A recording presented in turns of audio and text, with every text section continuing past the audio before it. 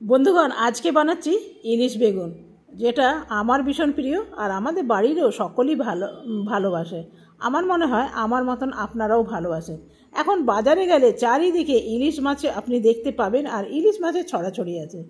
Size অনুযায়ী কিন্তু দামটাও আছে। এখানে আমি নিয়ে নিয়েছি ইলিশ মাছ মাথা শুদ্ধ। আজকে আর কচু শাক দিয়ে বানাবো না, আজকে একবারে এর মধ্যে ইলিশ বেগুনের মধ্যেই দিয়ে দেবো, তাহলে খেতে ভালো লাগে। মাথাগুলো দিলে কিন্তু টেস্টটা আরও বেশি বাড়ে, তবে কচু শাক দিয়েও কম যায় না, কচু শাক দিয়েও বেশ ভালো লাগে। এখানে দিয়ে দেবো সামান্য তেল, আর বেগুনগুলোর মধ্যে আমি একটু নুন আর হলুদ লাগিয়ে নিলাম।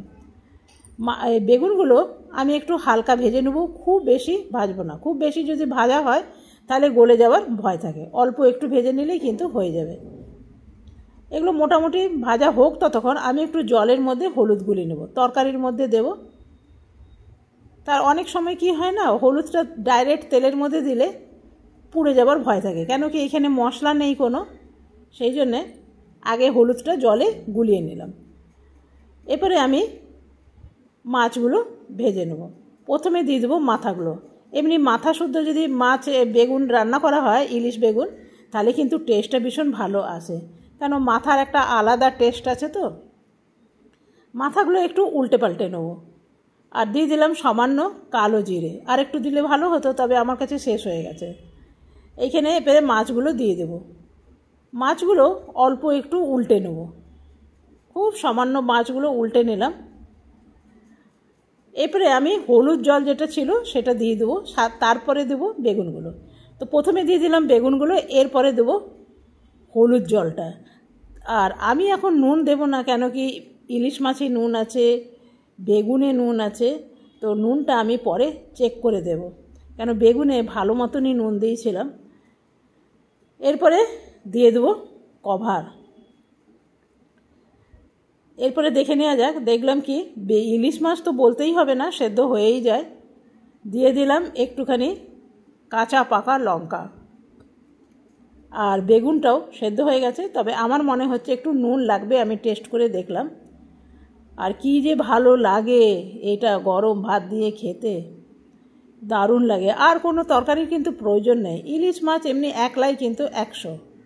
আমি আরেকটু নুন দিলাম, মনে হচ্ছে নুনটা আরও কম, সেই জন্য আরেকটু দিয়ে দিলাম।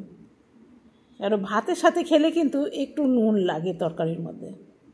রুটির সাথে যে কোনো তরকারি যদি খাওয়া যায়, সেই ক্ষেত্রে কিন্তু কম নুন দিলেও চলে, কিন্তু ভাতের সাথে খেলে যে কোনো তরকারি একটু নুন লাগে। আমি একটু দেখে নিই নুনটা ঠিকঠাক আছে কি না। তো দেখলাম নুনটা একদম ঠিকঠাক আছে। আমি আর একটু কভার দিয়ে দেবো, আর স্ট্যান্ডিং টাইম দিয়ে দেবো কিছুক্ষণের জন্য।